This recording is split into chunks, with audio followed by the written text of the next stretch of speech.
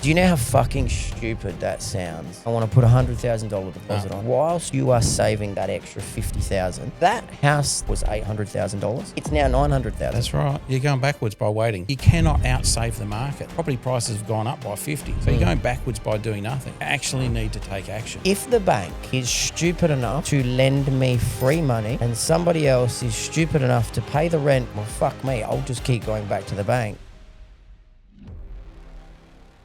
Welcome back, gang, a Brothers Mind podcast. We're back in the Aldinga studio. We've got a cool guest on today. We've got Andrew. How are you, Andrew, mate? I'm well. Call me AJ though, please. AJ. All right, we'll run with AJ, and we're mates, AJ, so I can say it. So a little bit of background. You're from a business called Just Keep Building, which is JKB Property, but JKB stands for Just Keep Building. Perfect. So now everybody watching, subscribing, tuning in knows what it is. And today we're going to do a fun one. We're going to do a property episode because friends, family, people that subscribe, they write their comments. They always say, oh, I want to know a little bit about how to make money. And you guys talk about business and you talk about mindset and, you interview athletes and you do all this cool stuff. And people say, well, how did you make money, Heath? And obviously you're in the same situation. We're both passionate about property. Yep. Rental properties in a nutshell, and we'll go through that today. So, I mean, for us, it's kind of like we're just chatting over lunch, isn't it, really? Exactly. Without the lunch, that's all. Without the lunch. Well, you don't need That's the lunch, next. mate. You asked for a camera that makes you look pretty. So Exactly. we'll try and do that. But let's try and educate some people through the property process because there is a lot of negative feedback about buying real estate. There's also a lot of positives. And I think we can unpack that, can't we? And we can sort of try and answer a few questions for people. But we always start, AJ, with people's backstories. You know what I mean? So let's not take up the whole episode on your backstory because we get that with some guests. We had that with Mojo last week. We couldn't keep him on task. But, and again, people that are watching, we can say shit like that because we're all mates with him. So tell us about your backstory because people sort of want to know, how does one get into a business called, as we just said, Just Keep Building? How do you start a property business? Where does that come from? Like you don't just wake up and you've got this mega property portfolio and you're dishing out advice to everyday people on how to sort of get rich buying real estate. So talk us through that. So my backstory has really got nothing to do with property. When I first left school, I had a 23-year career at Westpac, which was mostly around leading teams and leading people. At one stage, I was looking after like 25 branches, had home finance teams. I got suddenly retrenched from there and then went there a week later, started at Aussie Home Loans. So I was running the teams at Aussie. But during that time, I was building a property portfolio for myself. So your own one? My own one. Yeah. But I'd always worked for big corporates, always been working for somebody else as a PAYG employee. Yeah. And what I worked out over time is that what I had was a job, and a job is a JOB, a just over broke. I was managing to keep my family afloat and do all the things that we wanted to do, but at the end of the day, there was not much wealth behind it.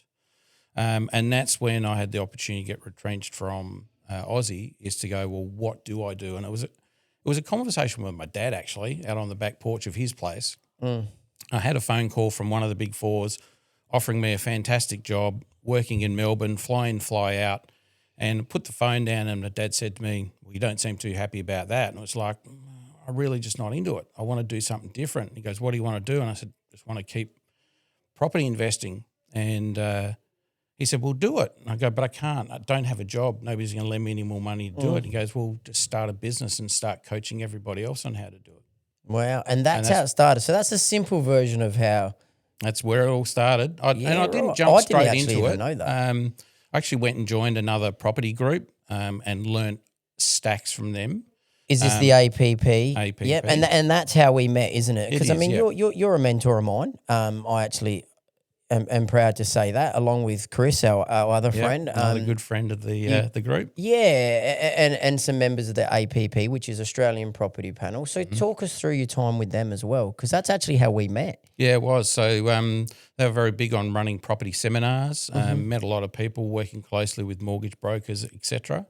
And what that did is it allowed me to help join the dots and also get me to think a little bit differently about property, because I was, a South Australian born and bred boy investing in South Australia. But what this did was just open my eyes to property markets outside of South Australia and different ways of doing things. And APP, I mean, there's a lot of those kind of mobs around, aren't they, now? Like, it's a pretty saturated space. But essentially they're a group of people that train everyday mums and dads into how to invest in property. They'll find you a block of land, they'll find you a house, help you find a tenant, coach you through the process of it. Exactly right. A property spruiker. Yep. I say they're just property spruikers. And there's lots of them. And it's probably even more prevalent these days because, everybody's got a podcast, everybody's got an Instagram account, everybody wears a hat that's got a controversial title on it.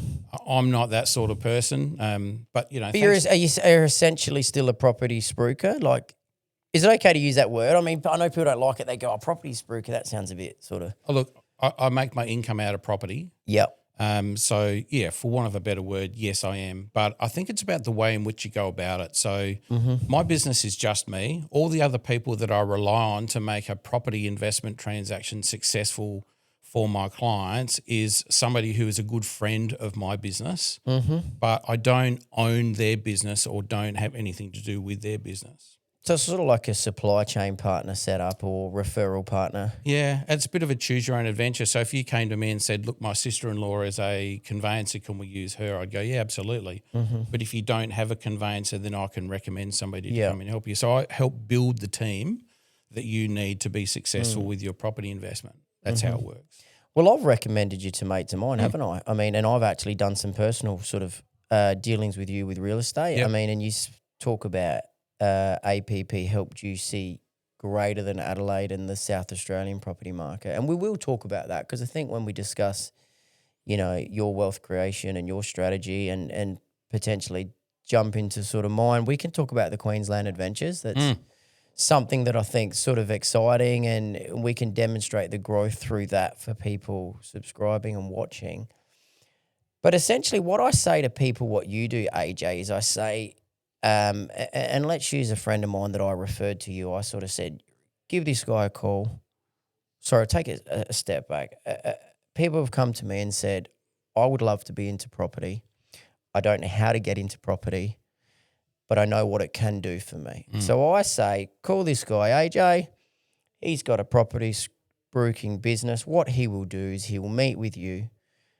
He'll find you a block of land, find you a builder to build the house, put you in touch with a real estate agent for somebody to rent it, sorts out the finance through his circle of brokers, and away you go. You better come work for me, man. Sounds good. You know my business model better than I do. But I mean, because people at home are going to be going, well, what is this guy? And essentially that's what you are. Yeah. So you're a turnkey package for people that want to buy a rental property, aren't you really? You like what I do in the bathroom space, but in buying a rental. Perfect. And there's so many different ways you can invest in real estate, right? Like you can go and buy an old renovator's house and do that. You can buy something brand new off the plan. You can buy an apartment. You can buy a flat. You can buy a townhouse. You can do an Airbnb, right? There's so many different things that you can do. But the one lane that I swim in all the time is always around do it brand new. Buy a block of land and build a brand new house on it because I just like new things, right? Seen the car at the front. Yeah. I love a new nice thing. And shiny. Chris Bonici's the same, right? The finance broker from Aussie. We just like to try and keep things as simple as we possibly can. And for me, simple is around getting it brand new, get the warranty, get all the support that you need. Well, that's one strategy. I mean, and I'll call you on it. None of those strategies are any better than the other one. They all lead to the same thing, which is wealth creation and retirement equaling some money or something to fall back on. That's what they all lead to because that's why we're all doing property ultimately. I think what you're trying to say in a nutshell is your strategy is to go new. Yep. So that's why your business, Just Keep Building, is predominantly geared that way. Is that right? Correct, yeah. So I like to keep it simple for me. Yep.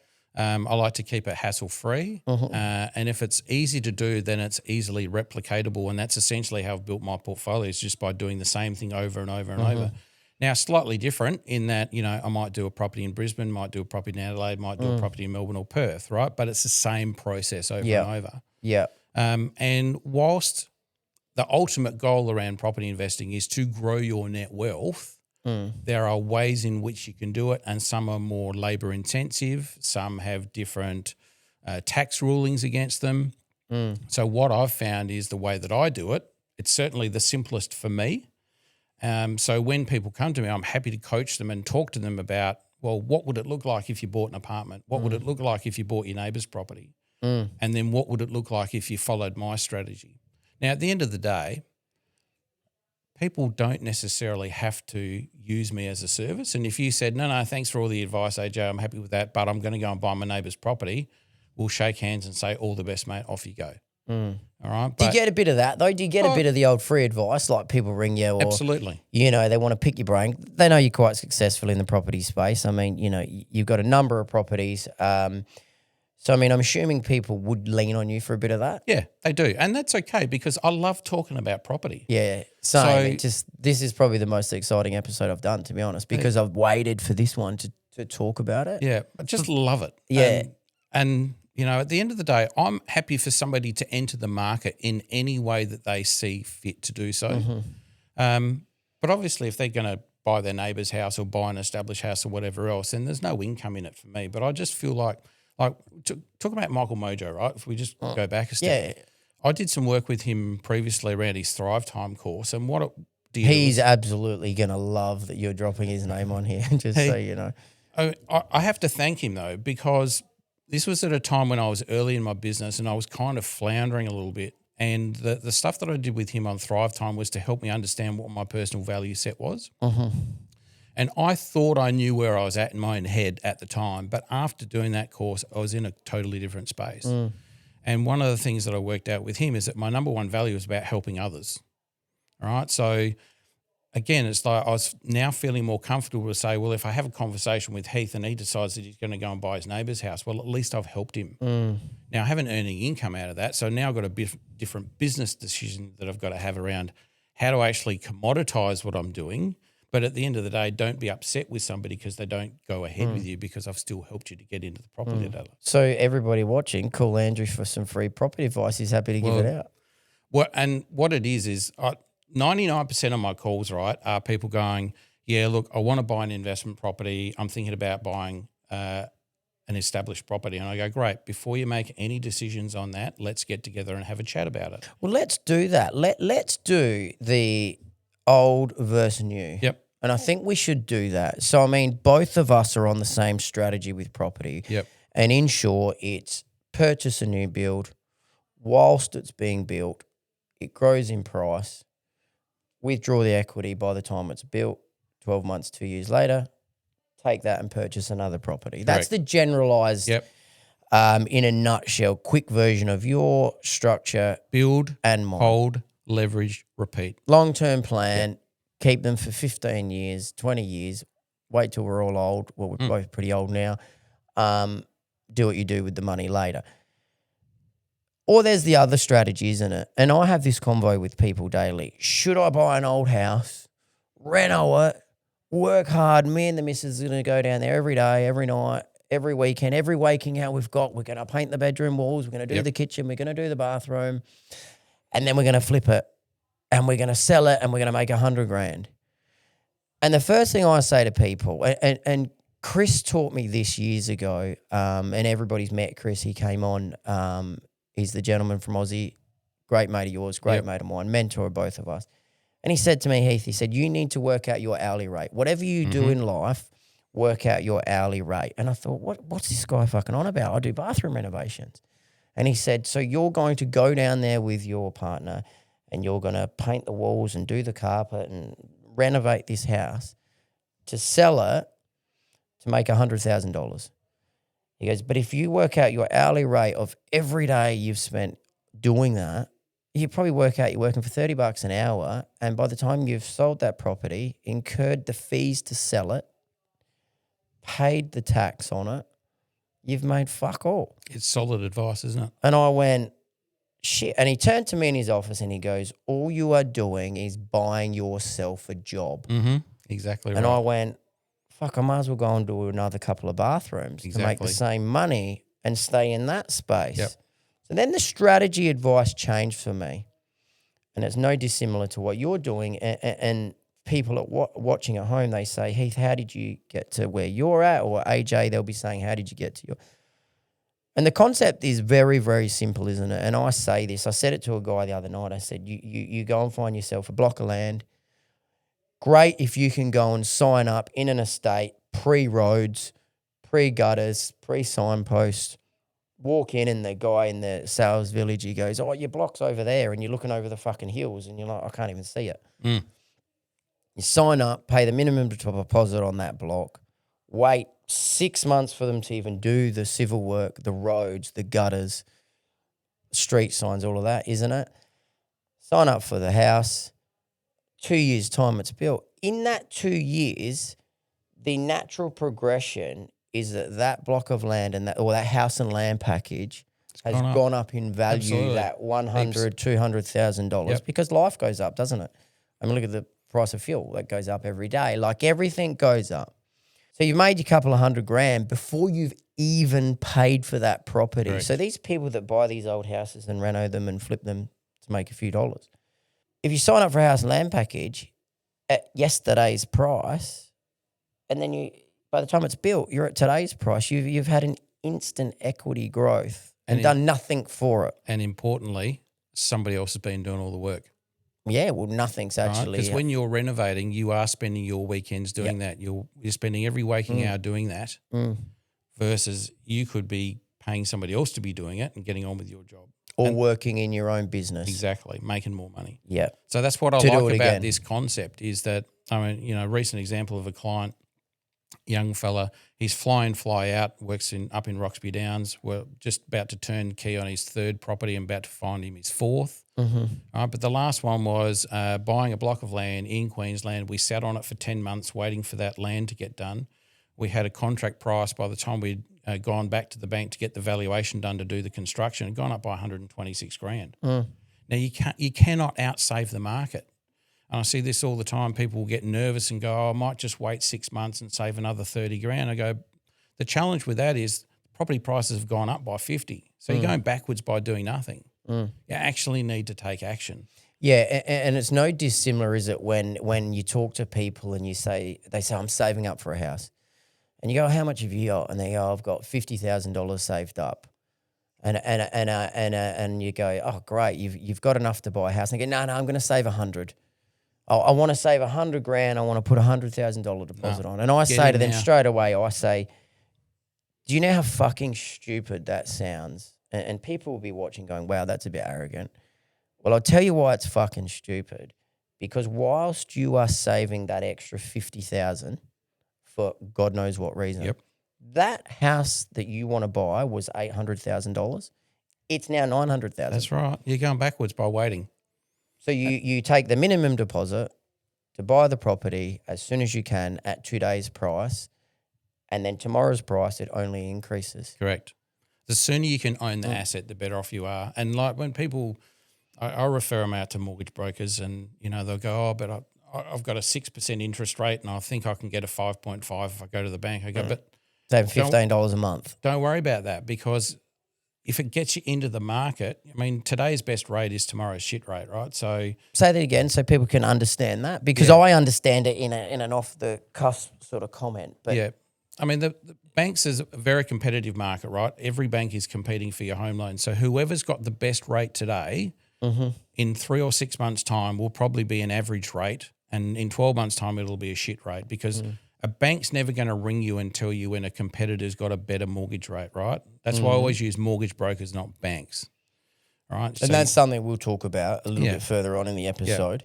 But the trick is get in as quickly as you can. If you've only got 50 grand, then leverage that 50 grand to get in. Don't wait another 12 months to save another 50. Well, the goalposts continually move with the property space, don't Absolutely. they? So in short, it's take whatever you've got, get in. Yep. Once you're in the game, you're playing the game. Correct. I mean, if you look back in history over the last 30 years, all property types over the entire country, capital growth has grown by average of 6.4%. Is that what it is? Is it? Because I'm not can't even say the word, but I'm not a statistics-driven investor. Yeah. Like I am so simple in terms of buy one house, take the equity, and do it again. And I say it, AJ, to people in a real basic form. I say, if the bank is stupid enough to lend me free money and somebody else is stupid enough to pay the rent in that property, Yep. well, fuck me. I'll just keep going back to the bank Correct. And and let's not asking forget, for the same stupid amount of money, and I'll just keep on putting the property out there for somebody else to pay the rent. Like it's an uneducated way to create financial freedom and wealth creation for your future without a degree, without being a high-paid career. it's accessible to everybody, right? Yeah, there's no training required, is there, really? You and I can do it, right? I'm just a regular dad, I'm divorced, I've got 3 kids. Yeah. Our stories are very similar, right? We both run businesses now, but, you know, we've been through our hardships and everything else. But the thing is we've come out the other side. Well, the reality of it is you're a multi-millionaire through property. I often joke, man. And I know that sounds a bit wanky, right? It's like going, oh, you're an entrepreneur, and people go, oh, that is the most cringe word you could ever think of. My kids say to me, Dad, are we millionaires? And I go, kids, we're multi-millionaires. And they go, really? And I go, yeah, because I've got millions of dollars worth of assets, but I've got millions of dollars worth of debt too. Yeah. Well, let's talk about that, because that's something people say to me. They say, all right, I'm going to buy a rental property. And they're scared of a couple of things, aren't they? And you would get this every day in your line of work. So let's unpack that for the viewer. They go, what happens if the tenant doesn't pay the rent? Mm-hmm. And they say, oh, but I'm too scared to be in debt. So let's do those ones. Yep. Let's start with the tenants. Start with whichever one you like, because there are people sitting there going, well, okay, these guys are into property. Let's buy a rental property. What happens if somebody doesn't pay it? Yep. Tell me your theory on that, and I'll tell you mine, and I'm sure they're very, very similar. I don't get concerned about that. So just my business runs on getting the right people in to help support at the right time, right? So getting the finance guys in, getting the conveyancer in, selecting the right builder. And the same goes with the property management, right? Property management is very litigious. So what does litigious mean? Because you've just lost me there. Basically, it's a legal area, right? There are so many rules and laws around that. Now I know what the word means. Thanks for that, AJ. And to be honest, I can't be bothered wanting to know about all that stuff. Yeah. So I always outsource to an expert. Mm-hmm. So getting the right team of people around you, which includes the property manager, means that they're going to do their job properly and hopefully select the right tenant for you. But it doesn't always go right. But that's a cost of doing business, right? You can't tell me that every single bathroom renovation you've ever done has been 100% perfect. Every now and then. No, at Bathrooms by Design, we do 100% perfection in and people's it's probably homes. the client's fault. Yeah, I get it. No, I know where you're getting at, though. The cost of doing business, meaning being in the property space, there are pitfalls, and sometimes it might be somebody doesn't pay. But it's reflective of me as a landlord, right? And I am a landlord as well.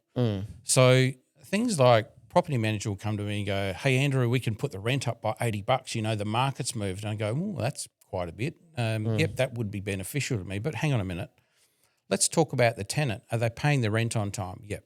Are they looking after the property? Yep. Have you had any issues with the property, any maintenance issues? No, not really. Okay, well, go back to the tenant, ask them what they think they can comfortably afford. Let them know that we're expecting an increase. But if they come back and say $20 or $30, then just accept it. Because at the end of the day, an extra $50 worth of rent's not going to make or break me. And if I've got a good long-term tenant, I really want to keep that good long-term tenant. So in short, because that's the long version of the question, you're saying to people, your advice would be, if you are a better landlord, you'll get a better tenant, and they'll pay the thing. Yeah. See, I've actually not looked at it like that, and I'll be completely honest. I look at it like this. I go, well, if I'm going to supply a better house, meaning a new property versus a secondhand, old, rundown, half-renoed property, I will attract a better quality of tenant. In turn, will pay. So in short, if you don't own a house and you're sitting there going, well, I've got to rent somewhere, do I rent an old shitbox or do I rent a new one? The people that predominantly rent the new one are going to pay because it's a better quality of home equaling a better quality of tenant. Correct. And it's things like, has it got a solar system on it? Has it got better air conditioning and the room's more appropriately Which all sized? come with a new build. All come with a new build. Yeah. So more sustainable builds, more modern designs, etc. It's easier for the property manager to manage it. It's easier for the new tenant to keep the property clean and maintained. So everything is just easier. But to simplify it, because that's what we're trying to do today, because we could bang on together about this property shit and just confuse people. But to simplify it, and this is why our strategies and Chris's and yours and mine and lots of other people that we know is to build. Yep. Because the newer the property, the better the tenant, the more chance they're going to pay the rent. That answers the question, I think, on worrying about whether a tenant's going to pay. So if you're worried about if a tenant's going to pay, supply them with a better product, ultimately, which is a newer house. Correct. What was my second question? The debt. The debt. Being worried about money. Being worried about the debt, because everybody says it, don't they? Fuck, I'm going to borrow 800 grand for a house. I'm going to look on my net bank. Yep. And shit, I'm in debt for $800,000. Tell me your theory on that for the Mr. and Mrs. Smith at home that are sitting there going, I want to do a rental. This sounds cool. Like, let's get rich. It's a great question, right? Yeah. And I was very much that person with my first investment property as well. Were you? I was. Wow. I always say to people, my first investment property was my worst investment that I ever made. Probably your biggest learnings as well, would you say? That's where the learning was, Yeah. right? Because I made all these mistakes thinking I knew everything, but I didn't. Yeah. But what I was smart enough to do was to learn from those mistakes to make sure that I didn't replicate them the second and the third and the fourth time. Yeah, right. Okay. So I now feel like I've got a pretty good system that I follow around making an investment property successful. But, Well, you've obviously turned it into a business, really, haven't you? Correct, You've taken your personal sort of wealth creation strategy. That's a flashy way of saying it. You bought a rental property and you learned from it and you went, you know what, fuck, I'm going to make a business out of this because I reckon I can help the Mr. and Mrs. Smiths do it. Correct. And one of the mistakes I made was compromising that first build because I chased what I thought was going to be the best because it was the cheapest interest rate. But what that meant is I could only borrow a certain amount of money, which meant I only had to build a certain type of property. Now, what I should have done was gone, don't care about rate because rates change all the time. Go to a lender who's going to give me the most amount of money so I can build an appropriate property for the market, what the market wanted. All right. So my first property was a 2-bedroom, single kitchen dining living with an ensuite, right, and a carport. And I thought to myself, fantastic. It's nice and cheap. I'll get into the market. Debt, though, because the question was about debt. You know what I mean? Like your mindset about that fear of debt. So that's why I went for a cheap build with a cheap mortgage, right? Right. Realistically, what I should have done was borrowed an extra $100,000 and built a bigger home. So roughly how much was that debt back in the day? I mean, it's all relevant to the time, but relative 500 to the time, grand. but it was $257,000. Right. So you borrow 250 grand, you're stressing out. And I shit myself, right? 257, what the hell was I thinking? And you're saying if you'd borrowed 357, you'd have got a little bit bigger house that would have given you the little bit more rent, and ultimately the difference in the debt wouldn't have meant fuck all. No, exactly. Over time, I mean, I still owe $250,000 on that property, and I borrowed pretty well everything for it at the time, but it's worth just under $1 million now. See, it's irrelevant. Doesn't matter. But to the everyday Mr. and Mrs. Smith watching, and they go, in today's world, I don't want to borrow 800 grand because I'm shitting about the debt. Yep. My answer to them is simpler than even yours. And again, it's from an uneducated sort of background. I literally say, pull out your net bank on your phone. It's a number. It's 8 it is. Yep. and 6 zeros. It means fuck all. And I'll tell, and people are listening going, that makes no sense. It means fuck all. You can't touch the 800,000. You can't feel it. You never see it. It's a psychological thing, isn't it? It's a number on a piece of paper. Yep. The reality of that psychological number is somebody else is paying it. Correct. You are a middleman. You're a house. You're like a little parking lot. The bank gives you the money, comes over here. The tenant gives you the money and it pays it back. So all you're doing is housing that debt on your net bank page. And let's not forget That's the other all key you're player, doing. right? The other key player here is the taxman. That's the complicated part, which I want you to explain in a minute. But the basic strategy of overcoming that debt is I look at it like all I'm doing is Just a housing number. that debt. Yep. I'm housing it. I'm managing the debt. Yep. Once you get over that and you go, oh, I'm in debt for 800,000 or now $2 million or 3 million or 4 or 5 or whatever it is, 10 million, it actually doesn't really matter. No. And there'll still be people, though, questioning that. The skeptics will go, mate, I don't understand. And that's okay. Property is not for everybody, right? Yeah. Like if you want to go and buy Bitcoin, go and buy Bitcoin. If you want to go and get shares, go and get shares. And I do a bit of share trading. I've never done Bitcoin. Don't understand You done it. the Bitcoin thing? No, I haven't. I don't understand it. It doesn't make any sense to invest into some imaginary thing.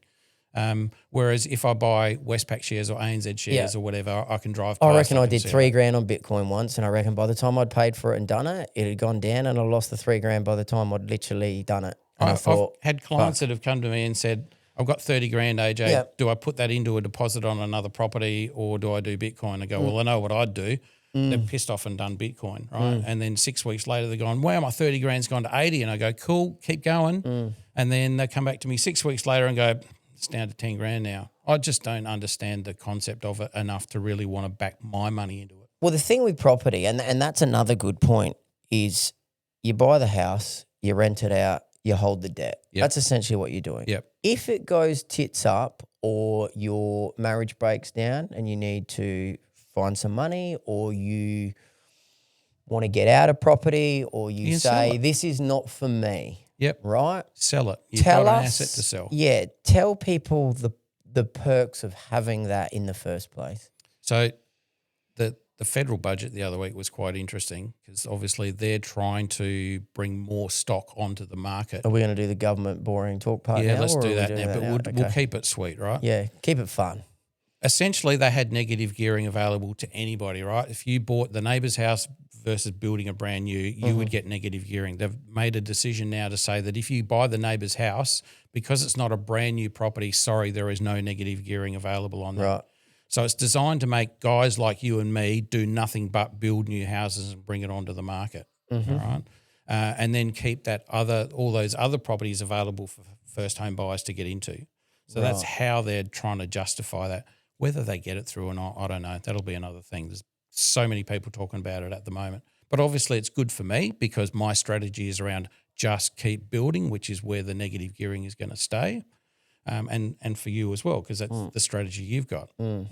But there is still other strategies. But the key part is we talk about borrowing the bank's money to buy the property. We got the tenant paying the property off. Yes. All right. But because of the strategy that I've put in place and you've put in place, we also get negative gearing. So that means that if the costs of the property cost more than the income, then we get to offset that against our PAYG. So that's what incomes. negative gearing means. Essentially, all it is if the property is costing you more to maintain than what the income is, that creates a loss and you get to ride that loss against your So PAYG. can I simplify that? So you buy a house for $800,000. A tenant pays you $700 a week rent. So there's a shortfall in that repayment to the bank. Yep. $100 a week. Yep. So that 100 is what we call negative gear. gearing. Yep. And that's a tax deductible thing. Correct. So a portion of that comes back to you in tax, which essentially covers that $100 shortfall. Correct. But ultimately, So that's negative gearing gearing. in a basic form, Yep. isn't it? For, again, I keep saying Mr. and Mrs. Smith. Fuck, hopefully There was so many of them. there's a few of them out there watching. The thing with negative gearing, though, is that it's never going to be around, like you don't want it to be around as a property investor, right? So I buy when it's negatively geared, but then over time I pay down my debt, rents go up, and what means is that $100 shortfall becomes a $0 shortfall, which is called neutrally geared. And then over time, it'll go from being a $100 shortfall to $0 shortfall to maybe $100 or $200 positive. That's positively geared, right? So that And is that the goal?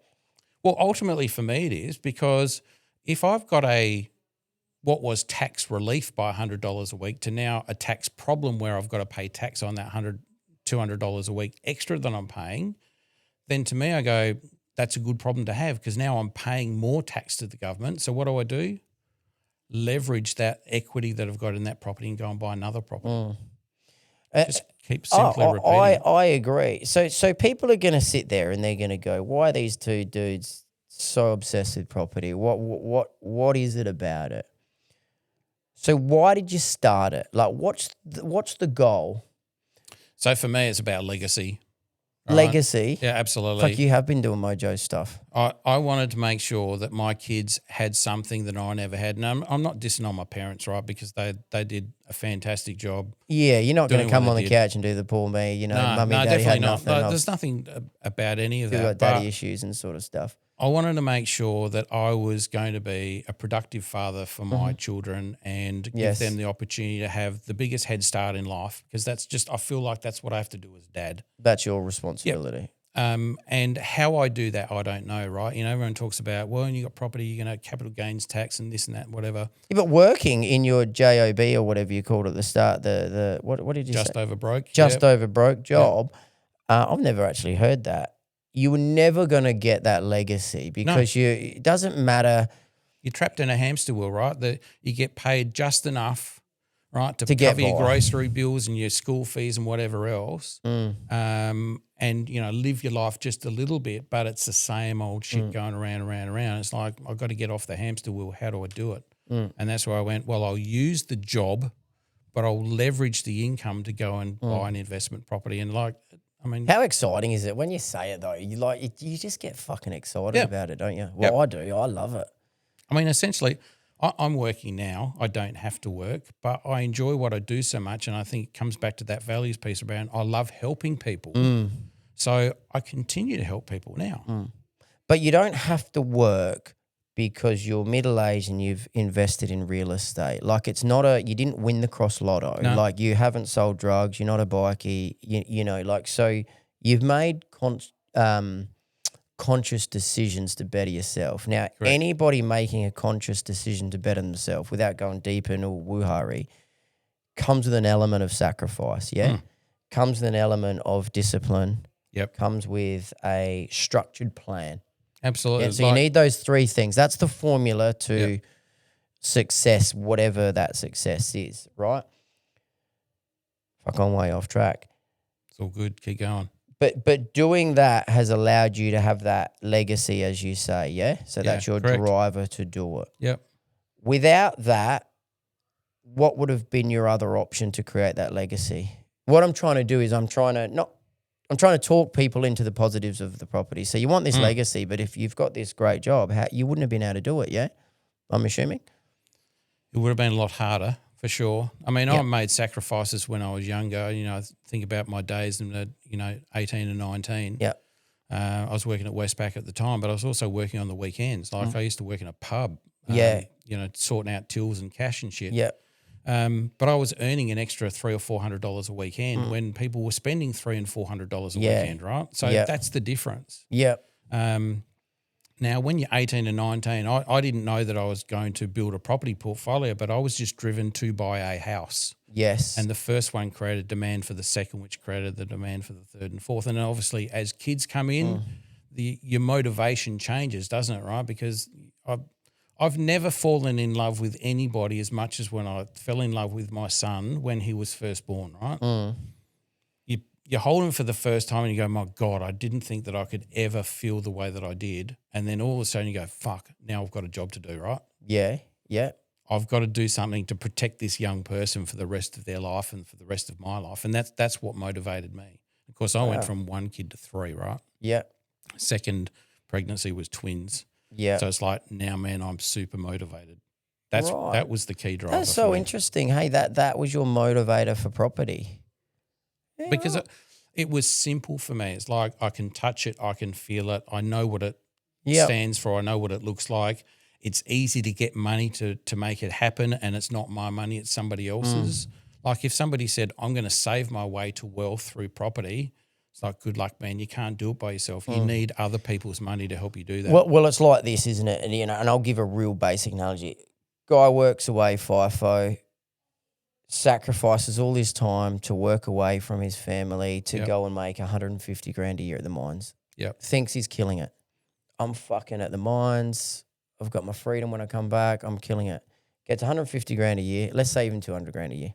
Let's say 200 because More realistic for them. People get excited, right? Yep. And they go, yeah, I'm making 200 grand a year. You're spending nearly all of that on your lifestyle, and 5 years goes by, and your missus says to you, we've got nothing to show for it, but you've been working away and you've sacrificed all this time you've traded to be away working. Yep. We've got a couple of nice cars. We've gone on a few holidays to Bali. We've had some expensive dinners. This is great. And you look back and you go, what the fuck have I done with the money? So my point being, because I go off track, is you can make all this money in a job, but if you don't have a sideline or a strategy Got to have a plan for for your wealth money. creation later, the good money that you're making, it just gets squandered away. Yep. The amount of FIFO workers that I know that have got jet skis and Maloo utes, right? Great to have all the toys, but if it's toys in isolation without having a strategy in place, then, all you're doing is buying yourself toys. So these guys you talk about, they go and buy the jet ski and the ute and all of that, right? And that's lovely to do. But let's play devil's advocate. If you've got $3 million worth of property, and I don't have a calculator, so I'm not real great at adding up, but if you've got $3 million worth of property going up at 10% a year, let's just say it's an easy number, that gives you $300,000 a year in free money from the bank, yeah? Wouldn't you be better off having those properties, holding them for a year, making the 300 that's free, going to the bank and drawing 50,000 out of that and buying your jet ski that way? You can do that. If you're motivated to get a jet ski, that's, Yeah, that's but if one way that's of your doing thing, it. a jet ski could mean any analogy. But that's a much better way because you hold your asset. And you're going to hold that asset not for a year, right? I mean, my strategy is build, hold, leverage, repeat, right? So for me, when I go into a property deal, It sounds sexy when you say it like that. Doesn't it? I know, yeah. I'm not going into a property deal for a year or 2 years. Like I've got a 10 or 20 year strategy for that property. And that strategy involves after 3 years, go and get it revalued. And if there's equity in there, pull that equity out and try and go and buy another property. And if I have to wait 4 years, do it 4 years. If I can get it in 2 years, get it in 2.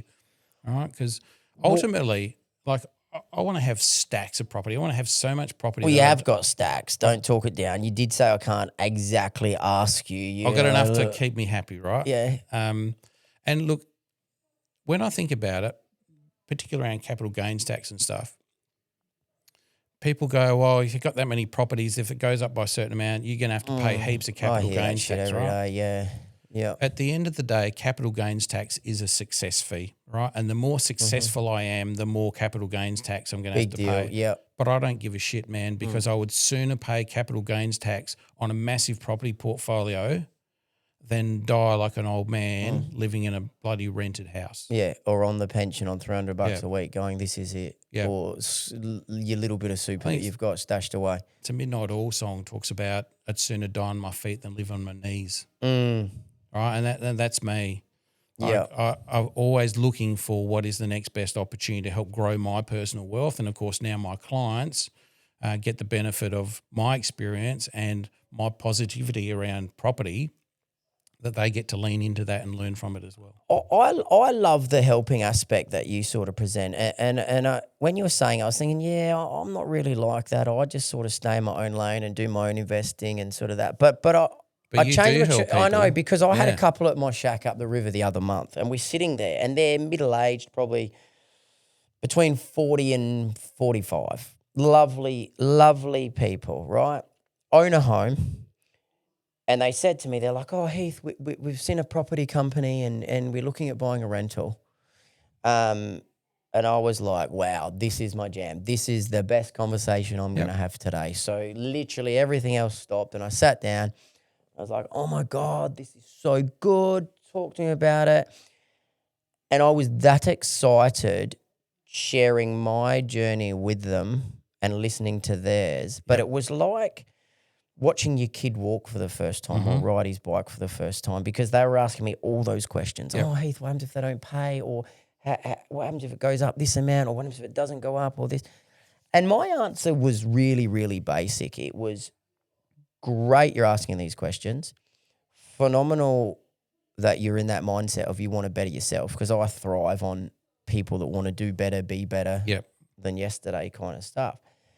And they were asking all the right things, and they were saying, oh, I wish we'd done it earlier. I wish we'd done it earlier. Everyone says that.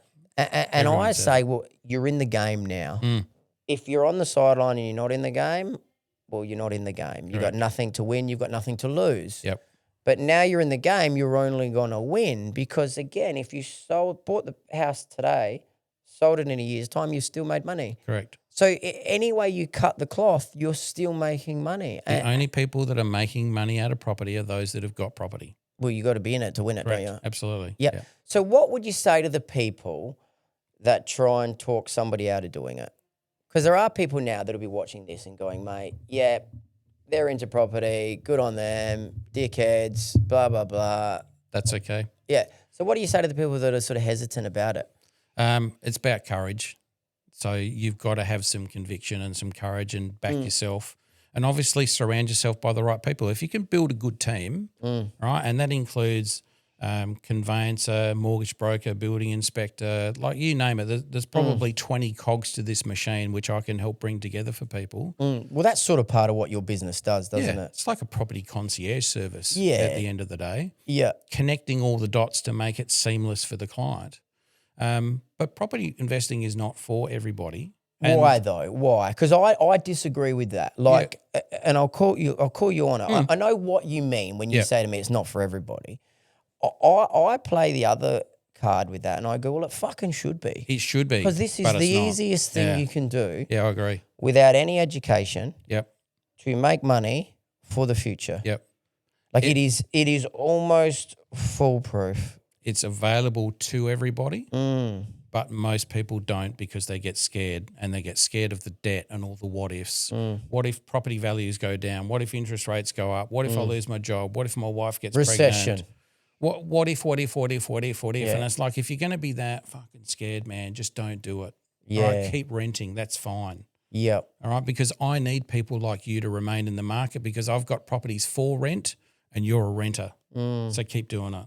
Yeah, right. And that's okay, right? It just means I need to go and find somebody else like you who's got a positive mindset and a can-do attitude, got access to borrowing some money, and we'll just make it happen. I mean, I fire clients all the time. I interviewed a lady a couple of weeks ago, and she was like, it's a funny analogy, isn't it, the way you say it? Yeah, she was like, yep, this is great. I definitely want to do this, Andrew.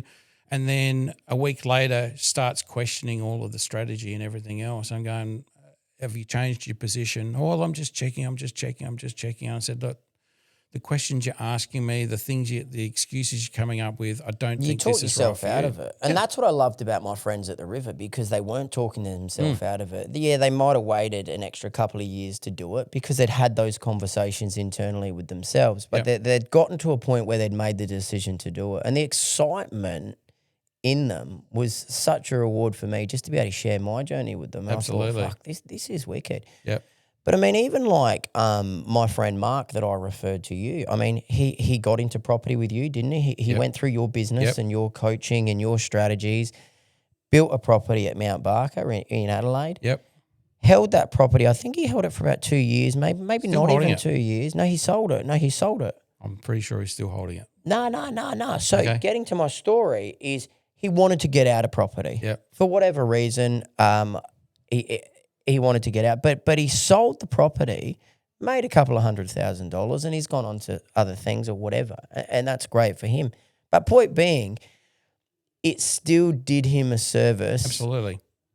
Didn't it? Because he still made a couple $100,000 and he moved on to other things. Yep, correct. So there was no negative in it, and that was a guy that wanted to jump into property, then wanted to jump out of property, and he still made money. So to people watching, I would say it's a full positive. There's nothing really you can lose. No, you will make money if you hold it for 2 years, 5 years, 10 years, 20 years, 40 years. Like, it's always going to go. Every time I buy a property, like I've just signed for a block of land the other month, right? It was $480,000 for 418 square metres of land at Andrew's farm. Yep. And a few people have said, you're fucking spastic. Why did you spend that much money on a block of land at Andrew's farm? And I go, well, Well, that's the market price. That's what it's dictated what it at. is, So, but- I mean, there's people say that shit all the time. They go, oh, why did you go out to the northern suburbs and pay $600,000 for But something? what do you think it's going to be worth in 5 Yeah, years' that's time? right. Yeah. You can't control the market or the price. It is what it is. But it's going to go up. I can't see it getting any cheaper than it is today. Like the best time to buy property is today and 20 years ago, right? Yeah. How many times you speak to the old dude that goes, I bought this house on my street for $70,000. My folks bought their house for $6,000. And you sit there and they go, I should have bought the whole street. Exactly right. I would have been a billionaire. Yep. I should have just kept on doing it. Yep. And I say to people, but isn't that what the goal is exactly in this conversation? Correct. It's just a different timeline. It's just a different price point, but the rules of the game remain the same. And that's the point, guys. If you're watching them, Scrum, you've got to be in the game. Correct. We could go on any forever. money on the sidelines. Not at all. We could go on forever, AJ, couldn't we? We probably will have to do a part 2, mate. Yeah, I'd Because be I happy think to, mate. what I want to do is, it's all right sitting on a couch down here giving people advice, but I think we need to unpack a portfolio to give people like a little bit more clarity, a little bit more certainty on how those steps take place. Yeah, we can do because that. you don't wake up like yourself and have 10 or 15 or whatever houses you've got. That doesn't just happen. No. It's one before the other. And I think that's important for people to see. So we'll get you back. We'll do episode 2. The camera guy's wrapping us up. We've got a camera that's just gone flat, guys. So hopefully we can edit it up and make it sort of right. No, all good. If you do have some questions, though, where can they reach you, AJ? Just keep building property. Yeah, JKB, you're everywhere, aren't you, mate? So give it a spruik. Instagram, JKB Property. Facebook, JKB Property. Also run a blog group on Facebook. So it's called Andrew Jackson Property People and Everything in Between. So we talk about market, talk about rentals, all sorts of stuff. Like a forum, isn't it, really? Yeah, essentially. But it's a private group, so you have to apply to it. And I'll, of course, if they're coming through the Brothers Mind podcast, I'll approve everybody. Look at that, mate. Look at that. He's giving a little plug. And you'll give us a share and we'll give you a share. Yeah, absolutely. So, and of course, the webpage, jkbproperty.com.au. Fantastic. But I mean, to wrap it up, you're there to help people through that process, yeah? Correct. Yep. Yeah. It's a guiding arm. It's like I've done the process. Just follow what I've done.